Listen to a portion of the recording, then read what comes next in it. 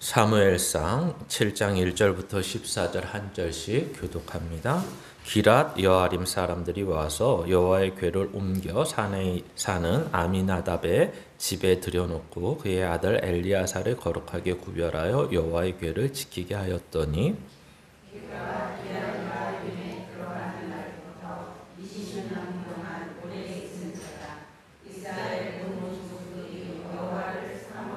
사무엘이 이스라엘 온 족속에게 말하여 이르되 만일 너희가 전심으로 여호와께 돌아오려거든 이방 신들과 아스다롯을 너희 중에서 제거하고 너희 마음을 여호와께로 향하여 그만을 섬기라.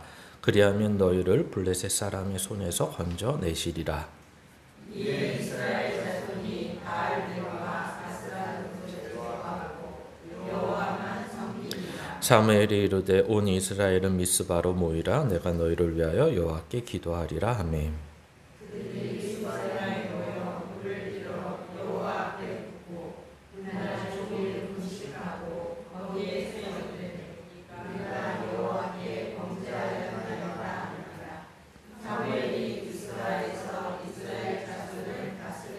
이스라엘 자손이 미스바에 모였다 함을 블레셋 사람들이 듣고 그들의 방백들이 이스라엘을 치러 올라온지라. 이스라엘 자손들이 듣고 블레셋 사람들을 두려워하여 이스라엘 자손이 사무엘에게 이르되 당신은 우리를 위하여 우리 하나님 여호와께 쉬지 말고 부르짖어 우리를 블레셋 사람들의 손에서 구원하시게 하소서 하니 사무엘이 젖 먹는 어린 양 하나를 가져다가 온전한 번제를 여호와께 드리고 이스라엘을 위하여 여호와께 부르짖으며 여호와께서 응답하셨더라. 사무엘이 번제를 드릴 때에 블레셋 사람이 이스라엘과 싸우려고 가까이 오매 그날에 여호와께서 블레셋 사람에게 큰 은혜를 바라여 그들을 어지럽게 하시니 그들이 이스라엘 앞에 패하니라. 이스라엘 사람들이 미스바에서 나가서 블레셋 사람들을 추격하여 벳갈 아래에 이르기까지 쳤더라. 사무엘이 돌을 취하여 미스바와 스렘 사이에 세워 이르되 여호와께서 여기까지 우리를 도우셨다 하고 그 이름을 에베네셀이라 하니라. 이에 블레셋 사람들이 굴복하여 다시는 이스라엘 지역 안에 들어오지 못하였으며 여호와의 손이 사무엘이 사는 날 동안에 블레셋 사람을 막으심에 블레셋 사람들이 이스라엘에게서 빼앗았던 성읍이 에그론부터 가드까지 이스라엘에게 회복되니 이스라엘이 그 사방 지역을 블레셋 사람들의 손에서 도로 찾았고 또 이스라엘과 아모리 사람 사이에 평화가 있었더라. 아멘. 예, 오늘 말씀의 제목은 믿음의 눈으로 보라입니다. 믿음이라는 것은 예수 그리스도를 믿는 믿음에서부터 시작하여 기독교 신앙에서는 굉장히 중요한 것입니다.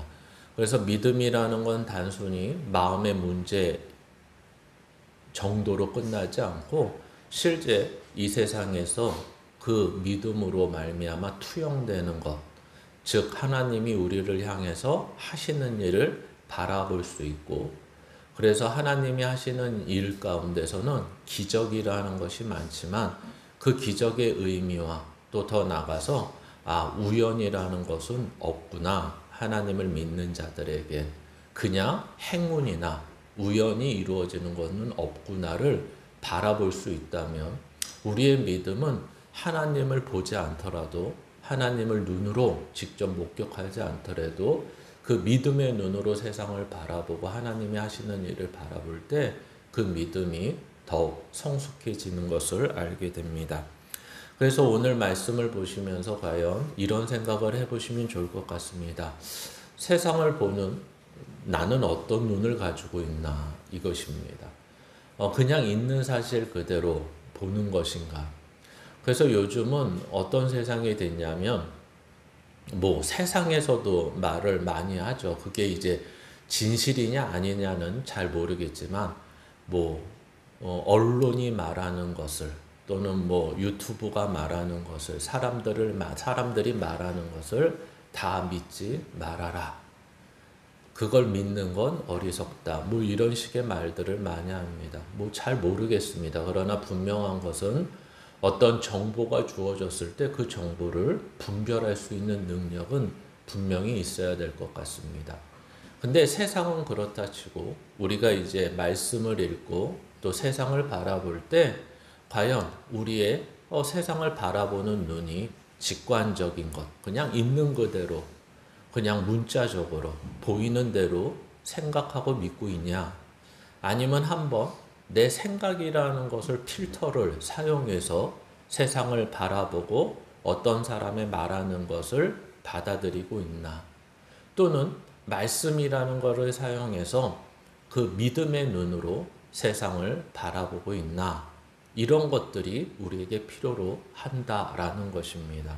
그래서 우리가 날마다 훈련하고 연습해야 되는 것은 금방 말씀드린 대로 단순히 신앙은 교회 안에서, 신앙은 내 마음 안에서 이 정도로 끝나는 것이 아니라 신앙은 현실이고 세상에서 내가 어떤 눈으로 세상을 보고 어떤 시각을 갖고 어떤 관점을 갖고 성경적인 해석의 어떤 관점을 가지고 세상을 바라보냐에 따라서 우리가 아까 언급한 것처럼 믿음으로 세상을 바라봤을 때 역시 다르구나.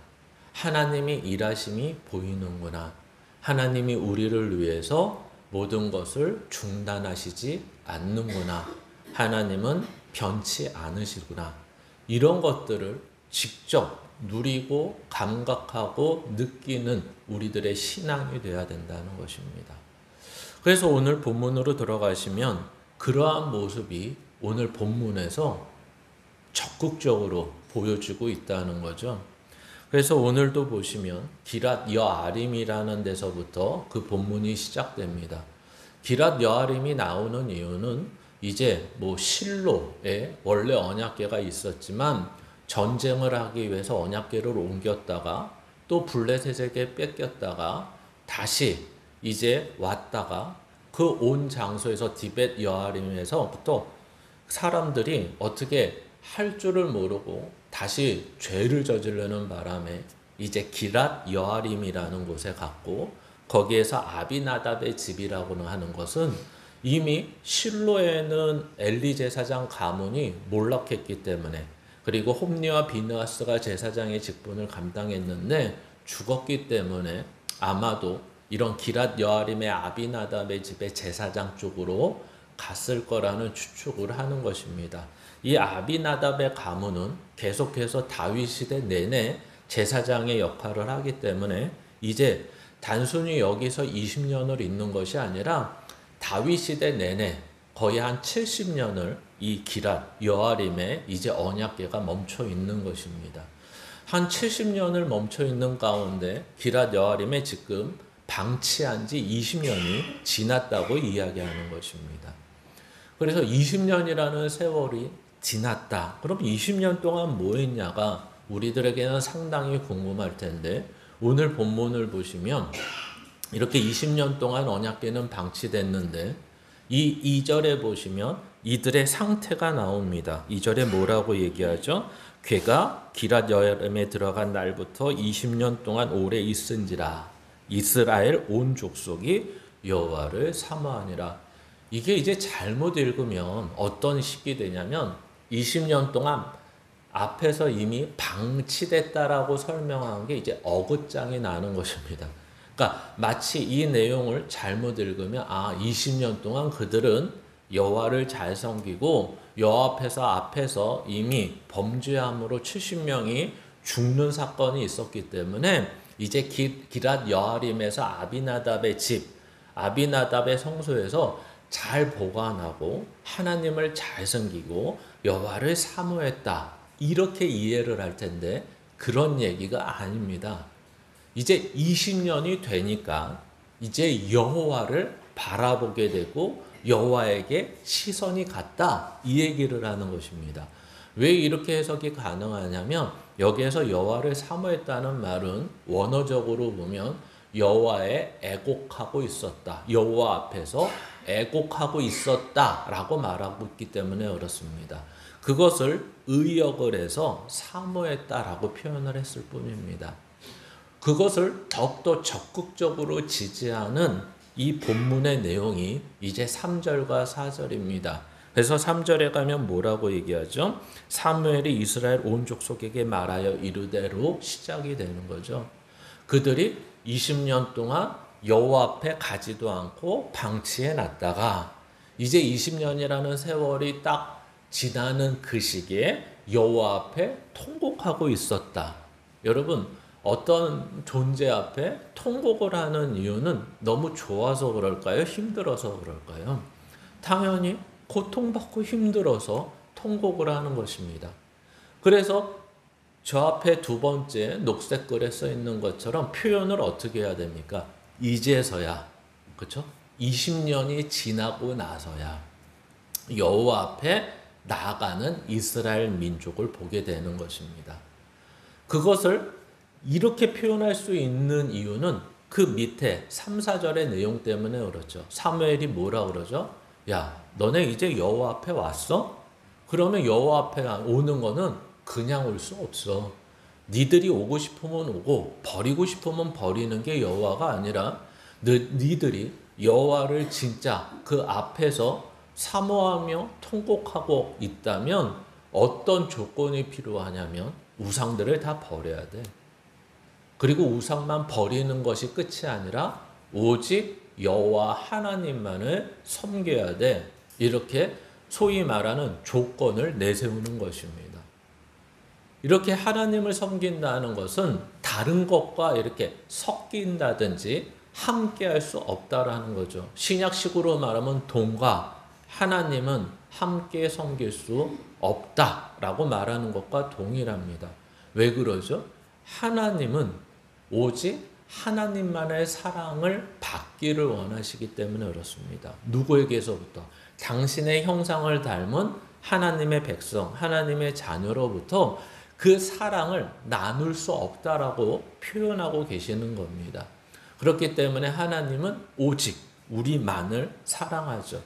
그렇기 때문에 하나님이 원하시는 것은 너희들도 나만을 사랑하라 라는 표현을 구약에서는 이렇게 하는 것입니다. 다른 우상은 섬길 수 없어. 이제 오직 누구만? 여호와 하나님만 섬겨야 돼. 이게 뭐라고 얘기하냐면 회개라고 이야기하는 것입니다. 단순히 나는 죄인입니다. 나는 우상을 섬기지 않겠습니다. 정도로 회개가 끝나지 않고요. 이렇게 돌이켜서 하나님만을 섬기겠습니다. 다른 건 이제 쳐다보지 않겠습니다. 이것이 바로 회개라는 것입니다.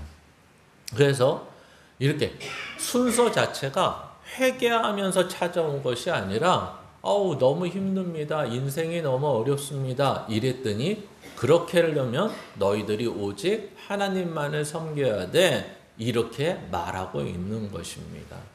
그래서 그 2장의 내용을 이해하시려면 다음 장으로 넘어가시면 이렇게 되는 거죠. 미스바 성에 대한 오해가 우리 가운데 있는 것 같다라는 것입니다. 금방 말씀드린 것처럼 미스바 성에는 회개하고 자복하여서 어떤 하나님 앞에 이제 재헌신하는, 오직 하나님만을 잘 섬기겠다고 헌신하는 내용으로서 모인 것이 아니라는 거죠. 그래서 이 사무엘이 조건을 내세우면서 약속한 것이 무엇인지를 보면 알 수 있다는 거죠. 이들이 애곡한 이유, 사무엘이 조건을 건 이유, 그래서 그 조건을 통해서 무엇을 들어줄 것인가를 이렇게 유심히 보면 블레셋의 손에서 너희를 건져내줄 거다. 이렇게 얘기하는 것입니다. 그러니까 다른 조건이 없습니다. 그래서 왜 그런가 봤더니 결론은 이런 거죠. 20년이라는 세월 동안 이제 하나님 없이 살았습니다.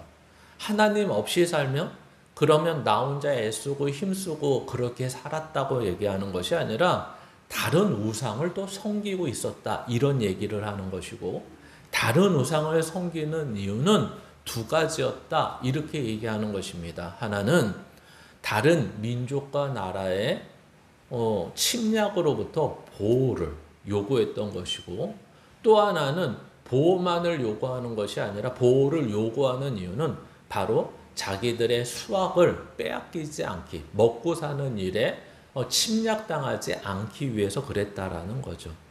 그러나 나중에 보시면 알겠지만 블레셋이라는 나라는 그렇게 하나님으로부터 큰 패배를 당했는데도 불구하고 다시 이스라엘에 대한 정보를 충분히 알고 있었던 것 같습니다. 즉 다시 말하면 이 다곤 시상을 패배시킨 하나님이라는 신이 이스라엘로 돌려보냈지만 이스라엘 백성들은 그 하나님을 모시지 않고 있다라는 거죠.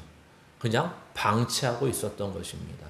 그리고 오히려 자기네들과 동일한 여러 우상들을 섬기는데 그 여러 우상들의 대부분은 바알들과 아스다롯이라는 우상을 섬기고 있는데 항상 말씀드렸다시피 이 바알과 아스다롯은 이렇게 쌍으로 가는 것입니다. 근데 이 우상들은 다 이미 블레셋에서 섬기고 있는 우상들입니다.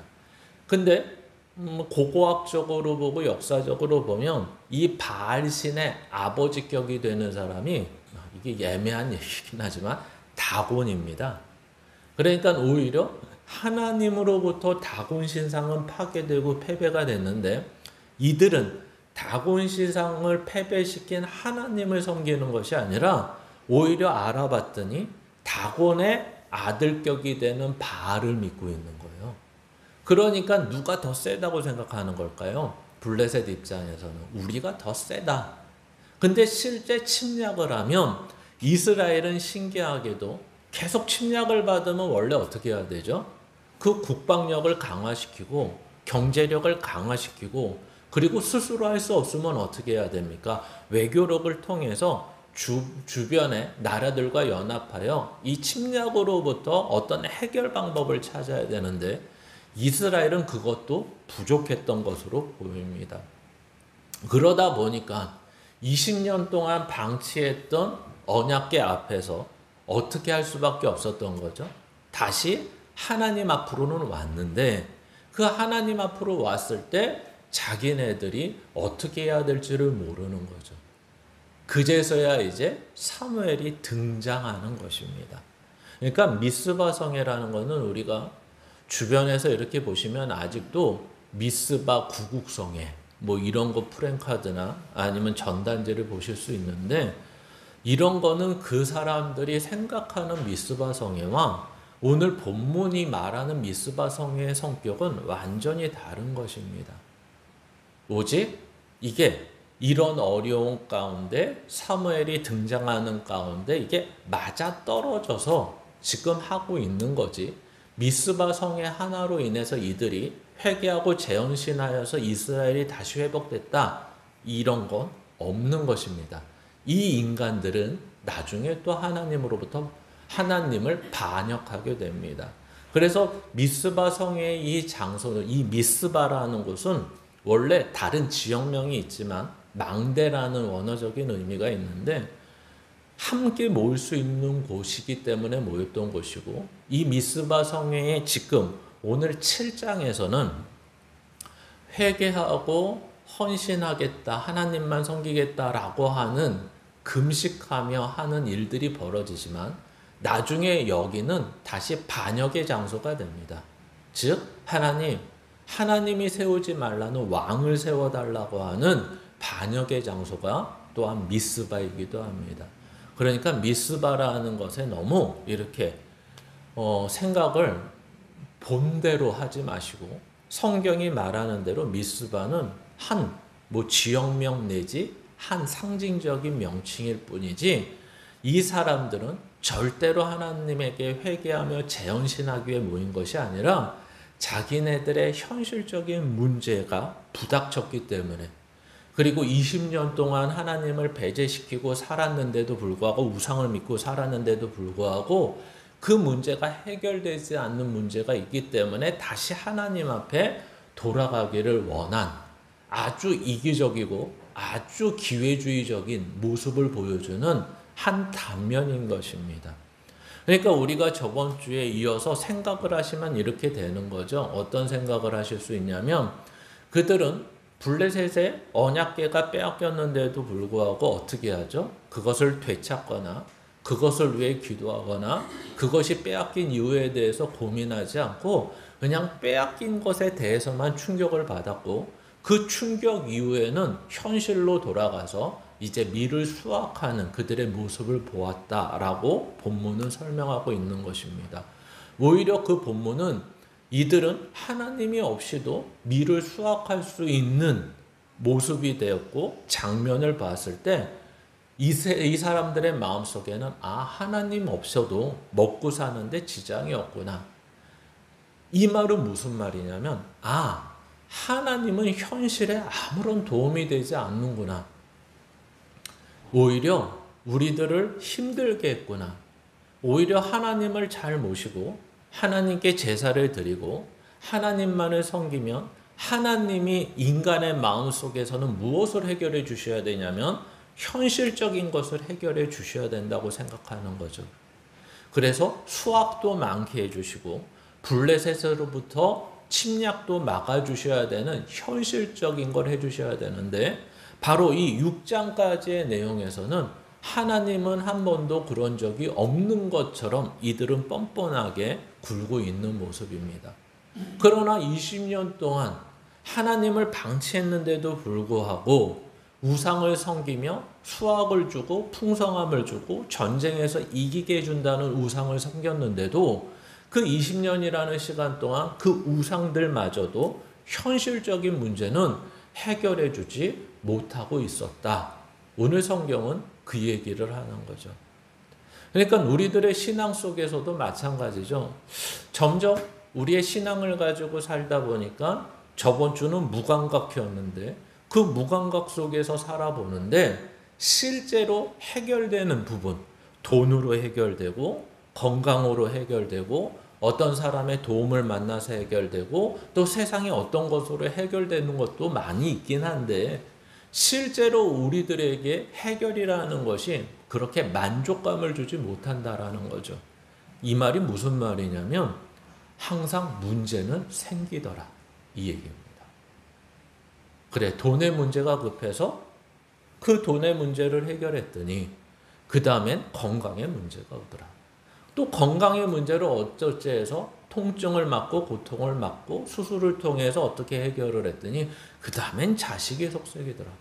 또 자식의 문제도 어떻게 해결했더니 이제 내 노후가 문제가 되더라. 노후의 문제도 어떻게 해결했더니 또 어떤 것이 문제가 터지더라. 도대체 이 세상을 평범하게 살고 아무 일 없이 살고 보통 사람처럼 산다는 것은 왜 이렇게 어려운지 모르겠더라. 이렇게 되는 것입니다. 그러면 이 현실적인 문제, 이런 고통의 문제, 물질의 문제, 문제의 어려움의 문제, 이러한 모든 문제 속에 오늘 성경은 이 얘기를 하는 거죠. 하나님은 무엇이냐? 이런 얘기를 하는 것입니다. 그래서 오늘도 본문을 조금 더 보면 하나님은 무엇이는지 이상한 승리를 통해서 보여주기 시작한다는 거죠. 이상한 승리는 왜 이상한 승리죠? 이제 미스바 성에 모였습니다. 그들은 물을 붓고 온종일 금식하면서 번제를 드리면서 자기의 죄에 대하여 씻는 모습을 보여주고 있는 것입니다. 왜 물을 그렇게 부었는지는 정확히는 모르지만 온종일 금식했다는 것과 연결돼서 봤을 때는 금식은 뭐죠? 이사야서에 말하는 금식은 이런 것이지 않습니까? 내가 먹는 것으로 인해서 할 수 있는 게 뭔가 봤더니 하나님의 사람으로 오직 하나님만 섬기며 온전히 사는 일에 열심이었던 사람이 아니라 먹는 대로 내가 하는 건 다 죄밖에 짓는 게 없다라는 거죠. 그러니까 내가 곡기를 끊는 것, 밥을 안 먹는 것, 금식을 하는 것은 온전히 죄로부터 단절되기 위해서 하는 원칙적인 금식의 내용이 있다는 것입니다. 그렇기 때문에 오늘 물을 붓고 온종일 금식하는 가운데 어떤 일이 벌어집니까? 전혀 생각지 않은 일이 아니라 이제 있어야 되는 일, 항상 있었던 일을 그때 일어나게 됩니다. 여러분, 6.25가 어떻게 터지죠? 이날은 아무도 전쟁이 일어날 거라 생각을 안 할 거야 라는 날 터지잖아요. 마찬가지로 지금 하나님 앞에 그렇게 간절히 구하고 금식하며 번제를 드리며 온 이스라엘 백성들이 그 집회에 참여하고 있다면 여러분 아무리 군사력이 있더라도 지금 전쟁 준비하러 집회에 모인 것입니까? 아니면 회개하며 전쟁과 전혀 상관없을 뿐 아니라 지금 전쟁을 일어나면 지금 먹은 것도 없는데 그렇죠? 지금 온종일 금식했다라고 말하지만 그게 오늘 성경에 비추어 보면 하루를 지금 집회를 하는 게 아니에요. 지금 며칠을 집회를 하는 것입니다. 그러니까 표현이 이런 거죠. 며칠을 집회를 하는데 매일매일 물을 붓고 그리고 금식하며 이 집회에 참여하고 있다. 이렇게 이해를 하셔야 되는 것입니다. 그러니까 지금 누가 쳐들어오고 육신적으로 무엇을 할래도 아무런 기운이 없는 것입니다. 이럴 때 이제 블레셋은 안 거죠. 야, 저들이 집회를 하는데 그 집회의 성격이 어떤 건가 봤더니 지들이 회개하면서 하나님을 섬긴다고 하면서 금식하며 있다라는 거죠. 그러니까 적군의 입장에서 보면 어떻습니까? 지금이 가장 더욱더 물론 블레셋이 항상 승세를 쥐고 갔지만 더욱더 지금 같은 시기가 어떤 시기죠? 더 누를 수 있고 완전히 장악할 수 있는 타이밍이라고 생각을 한 거죠. 그러면 여러분들이 지도자라면 어떻게 하겠습니까? 내가 사무엘이다. 그리고 블레셋이 침략한다는 것을 알게 됐다. 그러면 빨리 어떻게 해야 되죠? 멈춰야죠. 이 집회를 멈추고 빨리 무기를 각자 군사를 모으고 무기를 모으고 전략을 짜고 이렇게 해서 지금 그 전쟁을 준비해야 됩니다. 근데 사무엘도 이 모든 것을 알았으나 이스라엘 백성들은 이제 뭐라고 오히려 부르짖나 보니까 이 사람들도 약간 왜 이런지 모르겠지만 사무엘 보고 하나님께 빨리 기도해 달라고 부르짖기 시작합니다. 그러니까 여기에서 좀 오해가 없으셔야 되는 것은 아니 사무엘이 오히려 나서서 야 우리 다 같이 금식까지 하니까 여기에서 통성으로 금식 기도를 하나님께 부르짖자 이러면 되지 않겠냐 이렇게 생각하실 수 있겠지만 지금 이 시대는 각자가 하나님 앞에 기도할 수 있다고 생각하고 교육받은 적이 없는 데입니다. 오직 누구만이 하나님 앞에 나갈 수 있느냐? 그것은 선택되고 구별된 제사장만이, 선지자만이, 사사만이 나갈 수 있다고 생각하는 때였기 때문에 마땅히 사무엘도 마찬가지고 이스라엘 백성도 마찬가지고 우리 다 함께 금식하며 울며 하나님께 부르짖읍시다. 통성으로 기도합시다. 더 금식하며 크게 부르짖읍시다. 이렇게 표현을 안 하고 이 표현을 어떻게 하냐면 사무엘 선지자요, 사무엘 사사요, 빨리 하나님께 부르짖어 주시옵소서 이렇게 얘기하는 것입니다. 다행인 건 뭐죠? 이제 우리의 힘으로 다시 전쟁의 신인 어떤 우상을 섬김으로 나가려는 것이 아니라 이제 이들의 회개, 이들이 하나님으로부터 오직 하나님만 섬기겠다는 것을 여기에서 절실하게 보여주는 모습이 있다라는 거죠.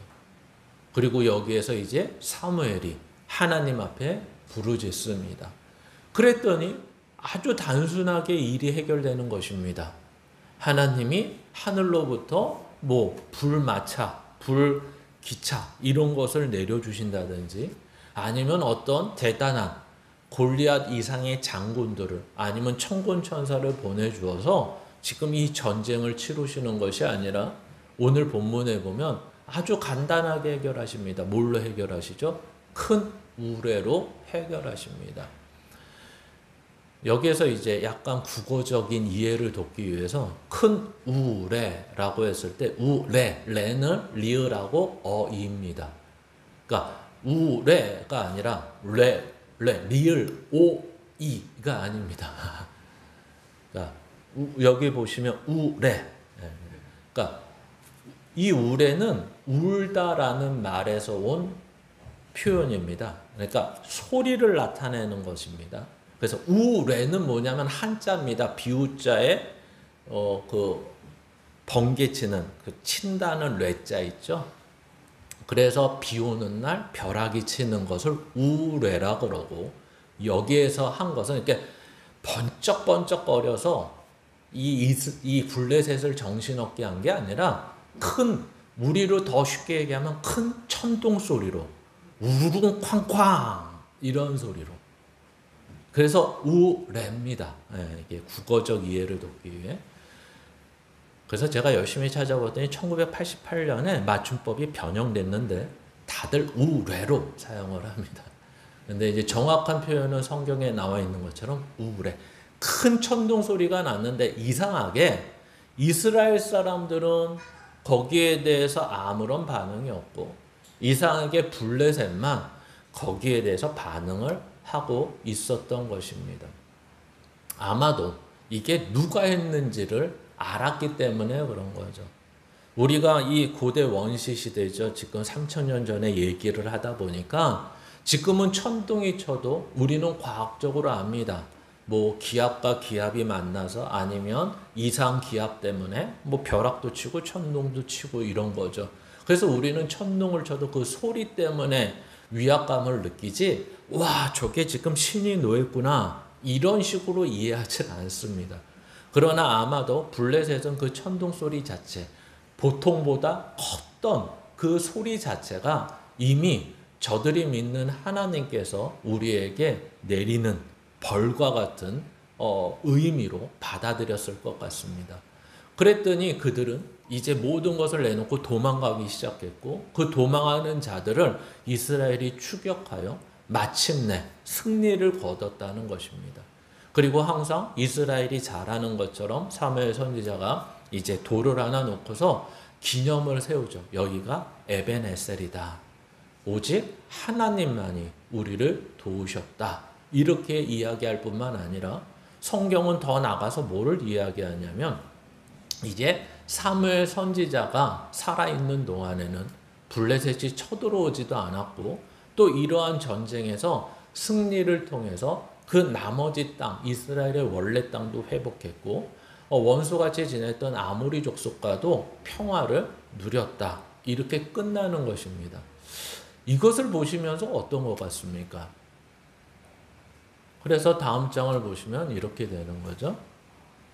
이들이 왜 하나님만 바랬을까요? 왜 하나님 사무엘 선지자를 통해서 기도해 달라고 그랬을까요? 그것은 신앙이 너무 좋아서가 아니라 방법이 그것밖에 없어서 그렇습니다. 그러니까 이게 무슨 말이죠? 20년 동안 소위 말해서 이런 거죠. 안 해본 거 없다. 지금 블레셋의 침략 속에서, 그러니까 아까 이미 앞에서 설명드린 대로 이들은 지금 뭐만을 생각하고 있냐면 블레셋에부터 그 손에서 건져 주시옵소서입니다. 실제 말은. 그래서 사무엘 선지자가 약속한 게 뭐죠? 너희들이 우상을 버리고 하나님만을 섬긴다면 블레셋의 손에서 너희를 건져내리라. 이렇게 얘기하는 것입니다. 아주 단순하죠. 실제 보면 이들은 하나님께서 이렇게 해주시면, 또는 우리가 하나님 앞에 우상을 버리고 하나님만을 섬긴다면 우리가 하나님의 자녀답게 해주세요. 하나님의 사람으로 복된 인생을 살게 해주세요. 이런 게 소원이 아니에요. 오늘 보니까 그냥 아주 단순합니다. 이때까지 우리를 침략하고 힘들게 했던 원수의 손에서 건져만 주신다면 뭐 하나님 섬기는 거 뭐 어렵겠습니까? 이때까지 다른 거 다 해봤는데 안 됐는데 뭐 믿져야 본전 아니겠습니까? 이렇게 되는 것입니다. 그러니까 이들의 신앙은 지금 성숙하거나 믿음이 좋아서 지금 이러는 게 아니라고 자꾸만 말씀을 드리는 것입니다. 아까도 이미 미스바에 대해서, 오해에 대해서 설명드렸다시피 이들은 그 똑같은 장소에서, 그렇게 울면서 부르짖던 장소에서 다시 하나님을 반역하는, 얼마 가지 않아서 그 장소로 변화시키는 아주 뛰어난 재주가 있는 사람들입니다. 언제 하나님만을 섬기겠다고 했는지. 그러니까 이제 하다 못해 이제 알았어요. 이제 교육이 됐고 이제 훈련이 됐어요. 우상들은 하나님보다 못하구나를 블레셋을 오늘 승리함으로 말미암아 알게 됐어요. 그러니까 하나님은 이미 앞에서 또 어떤 걸 습득했죠? 학습된 게 뭐예요? 하나님은 내가 조종할 수 없다라는 것도 알게 됐어요. 그러니까 이 사람들은 하나님만이 우리의 전부구나. 하나님이 우리의 왕이시구나. 하나님의 통치와 하나님만을 섬기면 하나님만이 우리의 보호자가 되시고 하나님만이 주시는 놀라운 은혜와 복이 있구나. 그것을 누려야겠다. 하나님 뜻대로 사는 게 복이다. 이런 것을 알아가는 것이 아니라 뭐만 알아가는 것입니까? 이들은 아주 자기들의 기회적인 것들만 알아가기 시작하는 것입니다. 이런 거죠. 하나님이 우리가 버리더라도 우리가 다시 하나님을 찾으면 하나님은 또 도와주시는구나. 우리가 막판 마지막 길을 갈 때 그래도 하나님을 붙드니까 하나님은 우리의 손을 잡아주시는구나. 야, 이걸 신앙이라고 해야 될까요? 아니면 기회주의자며 신앙이 아니라고 해야 될까요? 근데 오늘 본문은 이것도 신앙이라고 합니다. 그러니까 여러분들의 삶에 고달프고 하나님을 찾지 않았던 삶에서 힘들고 어려우실 때, 그리고 아무것도 도움이 없고 아무것도 찾을 수 없을 때 여러분은 아무런 미련 없이, 그리고 더 뻔뻔하게 뭐 하시면 된다고 성경은 얘기하는 걸까요? 하나님을 찾으십시오. 이렇게 얘기하는 것입니다. 이 내용 속에서는. 왜 그렇게 할 수 있다고요? 오늘 이스라엘 백성도 그랬었으니까. 그래도 하나님은 만나주셨으니까. 아니, 하나님은 얼마나 자비하시고 긍휼이 많으신지 만나주실 뿐만 아니라 단숨에, 단칼에 어떻게 하시죠? 그 블레셋의 손에서 건져주십니다. 그래서 적어도 사무엘이 사는 동안은 블레셋이 쳐들어오지 않습니다. 이 말은 약속을 지켰다는 의미지 이들의 삶에 고통과 고난이 없었다라는 표현을 하는 것은 아닙니다. 이것은 꼭 기억하셔야 됩니다. 그리고 또 하나 여기서 이 큰 우레에 승리했다는 것은 이런 의미가 있다라는 것입니다. 세상의 질서와 가치가 전부가 아니다. 이게 무슨 말일까요? 그러니까 우리는 예수님께서 병을 고시고 귀신을 내쫓는 거나 오늘 구약에 많이 있는 어떤 내용들, 전쟁에서 이기는데 그 전쟁에서 이기는 방법이 항상 기적이에요. 그렇죠? 그리고 어느 때는 표현은 기적이라고 하지만 기적 같지 않은 기적의 모습을 보여줍니다. 뭐 항아리를 깼다거나 7번 돌았다거나 이런 식인 거죠. 그래서 나팔 한 번 불었더니 철옹성이 무너졌다거나 우리는 이해할 수 없는 방법으로 하나님은 승리를 주신다는 것입니다. 그래서 우리는 이런 것을 볼 때 이런 시각으로 보시면 안 된다는 거예요. 하나님은 기적의 하나님이구나. 반전이 있고 한방이 있구나. 예, 이 표현은 맞습니다. 하나님은 한방이 있고 반전은 있는데 하나님은 이것을 기적이라는 것으로 이렇게 변질시키며 표현되기를 원하지 않으십니다. 이게 무슨 말이냐면 이런 거죠. 우리는 하나님이 뭘 보여주시고 그 보여주시는 일에 어떤 것을 사용한 것을 가지고 다 뭘로 사용하고 싶냐면 수단과 방법으로 사용하고 싶은 거예요. 내용은 없이. 이런 거죠. 이 일이 어떻게 일어났습니까? 라고 했을 때 기도해서 일어났습니다. 이런 거예요. 그러면 이게 어떻게 되냐면 기도가 하나님을 일하게 한다. 기도가 승리다. 기도하면 하나님이 하신다. 이런 구호가 되어버리는 거예요. 아니라니까요. 기도가 그 일을 하지 않아요. 아까도 이미 설명했는데 이 설명은 다 잊어버려요. 어떤 설명? 기도는 왜 했어요? 더 이상 방법이 없어서 했어요. 더 이상 방법이 없어서. 그래서 하나님께 구할 수밖에 없어서 기도를 했다고요. 기도를 했더니 하나님이 들어주셨다. 기도를 했더니 하나님이 일하신다. 기도가 승리다. 우리가 할 것은 기도밖에 없다. 이 내용이 아니라고요. 그러면 하나님은 어떤 공식에 딱 쌓여져 있어야 되냐면, 기도하면 하나님은 뭘 하셔야 되는 거예요? 우리에게 응답하시고 기적을 베푸셔야 되는 하나님이 돼버리는 거예요. 오늘 성경은 그 얘기를 하는 것이 아니에요. 이 사람들을 보세요. 맥락을 보십시오. 이 사람들이 결국 하나님만을 찾을 수 없는 맥락을 보셨잖아요. 그것은 하나님의 위대함과 하나님이 우리에게 승리를 줄 것과 기적을 줄 거라는 그러한 생각 속에서 하는 겁니까? 앞에서 할 짓 안 할 짓 다 해봤다가 할 것이, 그리고 사무엘이 약속한 것이 있기 때문에 부탁을 한 겁니까? 사무엘이 뭐라고 얘기했다고요? 너희 우상 버리고 오직 하나님만 섬기면 뭐 해줄 거예요? 블레셋의 손에서 건져줄 거라는 거예요. 그래서 뭐 했다고요? 그래서 기도를 부탁했다고요. 그래서. 그렇게 해주겠다니까. 그러니까 이 내용이죠. 사무엘에게 울부짖으며 기도하기를 부탁했다. 이 말은 사무엘 너 약속 지켜. 사무엘 빨리 약속 지켜. 저들 지금 쳐들어오는데 우리는 온종일 금식하여 힘도 없고 병력도 없고 아무 준비도 없어. 사무엘 너가 오직 하나님만 섬기면 블레셋의 손에서 건져준다고 했잖아. 빨리 너의 하나님 앞에 기도해. 이 얘기입니다. 무슨 신앙이 좋고 대단해서 하는 것이 아니라 사무엘의 청구서를 신청하는 겁니다. 정치적으로 얘기하면. 야, 내가 지금 한다고 했잖아. 오직 하나님만 섬기겠다고 했잖아. 이제 우상 다 버리겠다고 했잖아.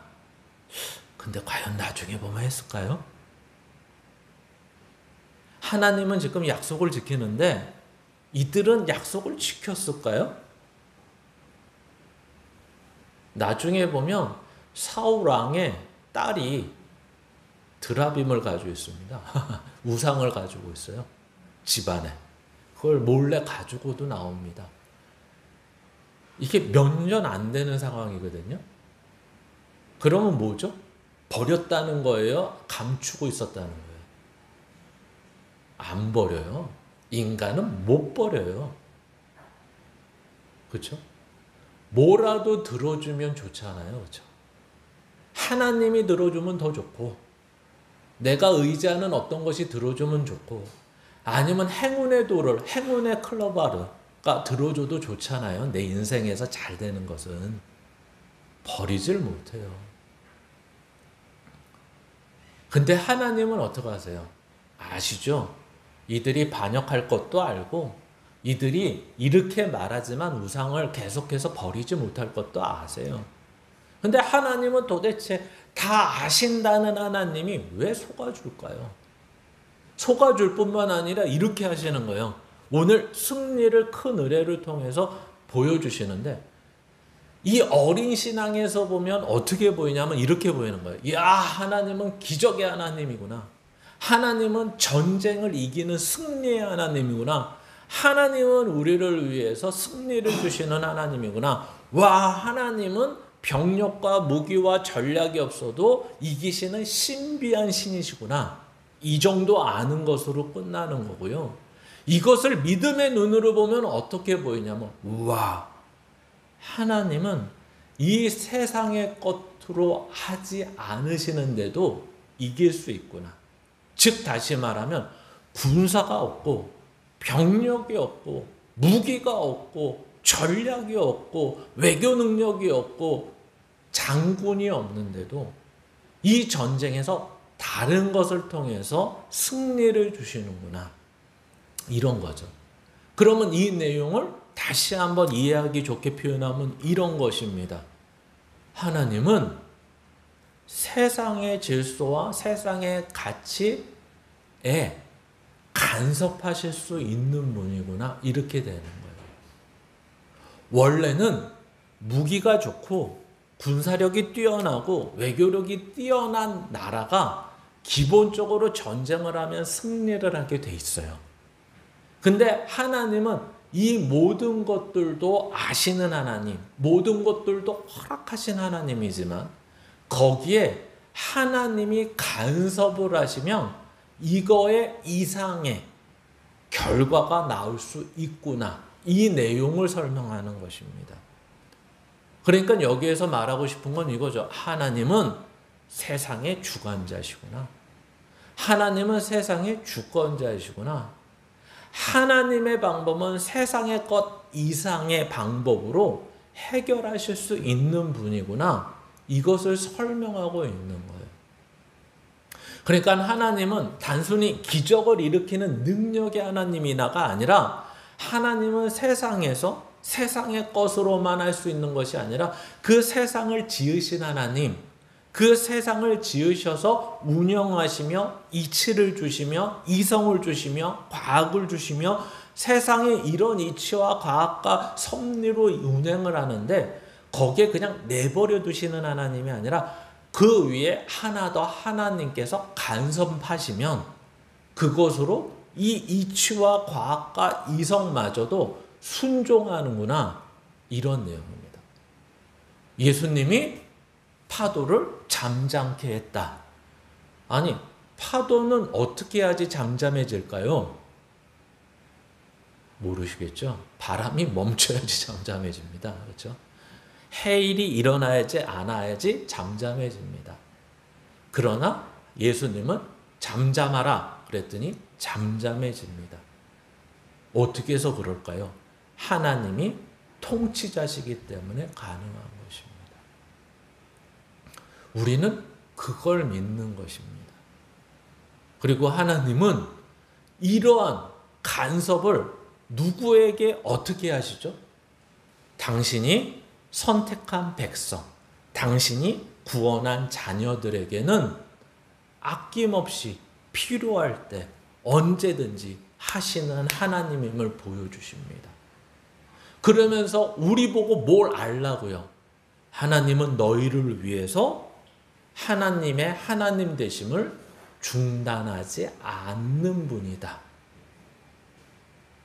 그러니까 하나님은 마치 외사랑 또는 짝사랑하는 분 같습니다. 그렇죠?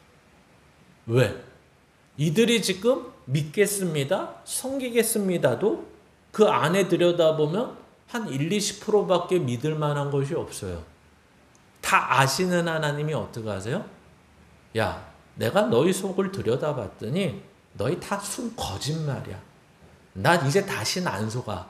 이러지 않으시고 속더라도 너희들에게 내가 누구인지 알려주고 가르쳐주겠다. 이러한 하나님을 여기에서 보여주고 있는 거예요.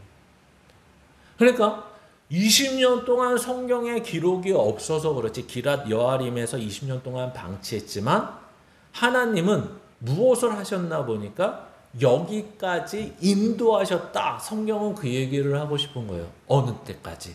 이들이 거짓말이고 기회주의적이고 고통과 고난만을 면하기 위해서 하나님을 다시 애곡하며 통곡하며 하나님 앞에 나올 때까지 일하고 계셨다.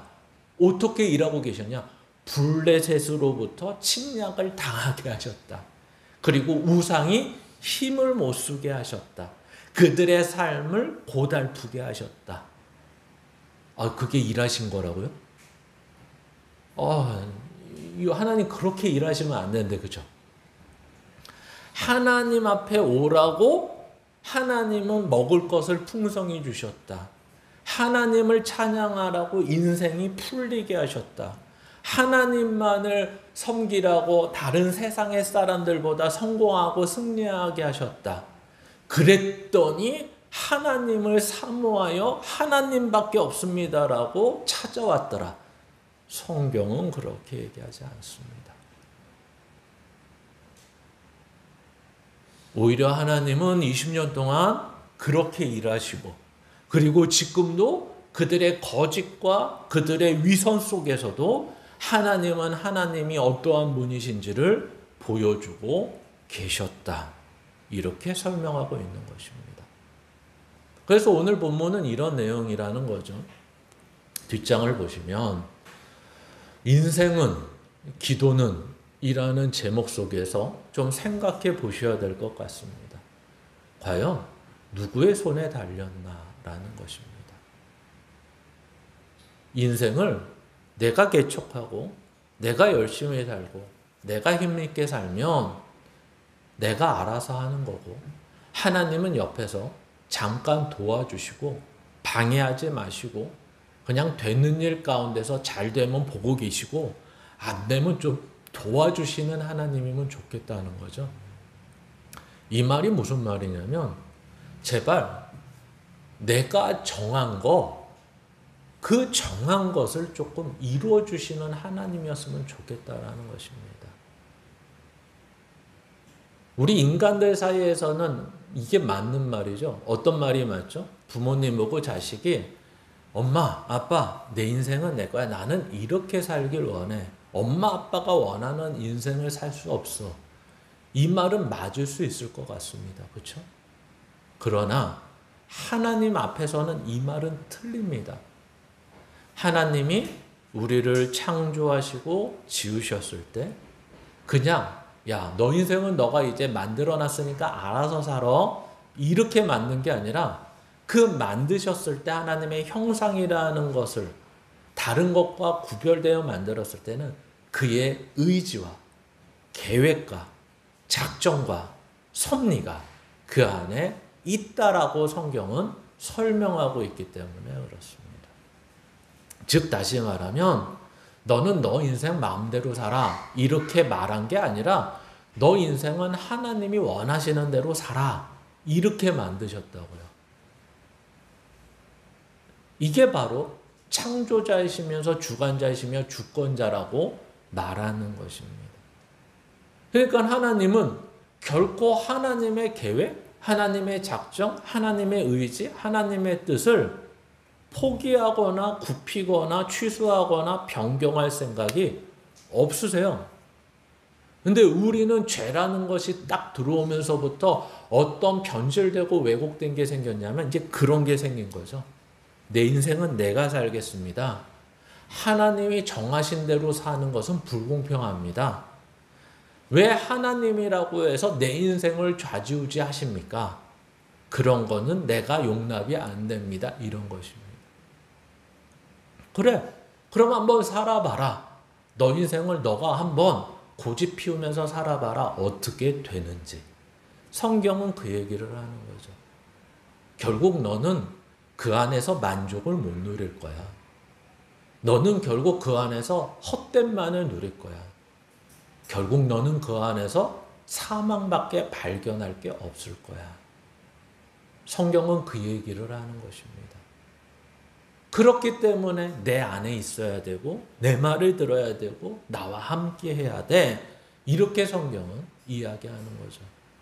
그러니까 우리식으로 말하면 이런 거죠. 너는 복이 뭔지 몰라. 인간의 참됨이 뭔지 몰라. 인간이 인간답게 사는 게 뭔지 몰라. 세상은 다 거짓말하는 거야. 이제 하나님만이, 그 하나님의 계획, 하나님의 뜻만이 너희들에게 참말을 하는 거야. 너희들은 죄 가운데 있으면 죽어. 너가 아무리 잘나고 아무리 돈이 있고 아무리 힘이 있어도 결국 죽어. 그러니까 너는 죄에서부터 벗어나야 돼. 그리고 죄에서부터 벗어나면 이제 그 말씀대로 사는 게 복이야. 세상은 그게 복이 아니라고 할 때도 있고 유혹할 때도 있고 미혹할 때도 있지만 이것은 믿음의 눈으로 보고 영생이라는 시간 속에서 보면 이것만이 남는 거야. 이 남는 거라는 게 복이야.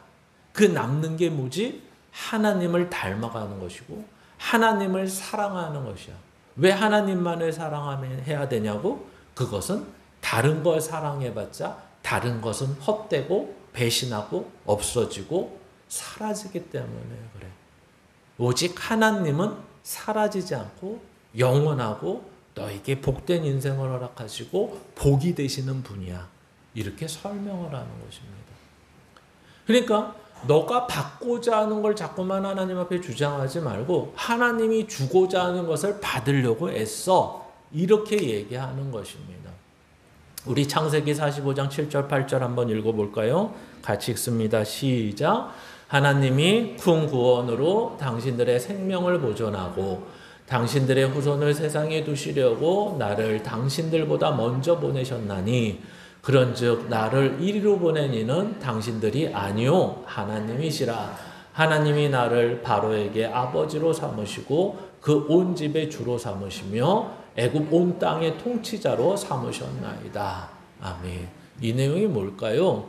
창세기에 나오는 야곱의 아들들 중에 요셉의 이야기입니다. 요셉이 어떻게 애국까지 끌려가죠? 유학 간 걸까요? 그리고 유학 가서 공부를 너무 잘하고 능력이 있어서 애굽의 왕으로 바로에게서부터 스카웃 당해서 요즘에 AI 과학자가 200여 개 스카웃 된다며요. 그렇죠? 한 그 정도 받고 스카웃 돼서 갔을까요? 그러지 않습니다. 우리가 잘 알다시피 형들의 질투, 또 요셉의 어리석음으로부터 죽지 못하고 팔려가는 꼴이 됩니다. 그리고 팔려가서도 어떻게 되죠? 그 고관대작의 집에서 부적절한 관계로 오해를 받아 감옥까지 갇히게 됩니다. 그리고 나서 이제 애굽의 바로 성전에 들어가서 바로가 있는 곳에 들어가서 총리를 하게 되는데 그 총리를 하는 이유는 간단합니다. 앞으로의 기근을 막아라. 이 얘기입니다. 근데 그것이 단순히 이 땅의 자멸과 공멸을 막는 데 요셉이 쓰인 것이 아니라 하나님께서 하시는 일에 그가 쓰였다는 것입니다. 앞으로 하나님이 이 가문을 통해서 구원하실 것이고 야곱이라는 자를 이스라엘로 세우며 요셉이라는 자를 예수의 모형으로 세워서 앞으로 그 구원을 이루실 것입니다. 그래서 우리가 잘 알다시피 우리는 그가 복받은 인생은 이 전개되는 내용, 팔려가고 감옥에 갇히고 하는 내용에서는 전혀 은혜를 받지 못합니다. 대신 이러한 고난과 고통을 거쳤더니 하나님이 대국의 총리로 삼으시고 크게 쓰셨다 해서 은혜를 받죠. 그러나 여러분, 이 큰 우레 사건과 동일한 내용을 설명하는 겁니다. 어떤 걸 설명하죠?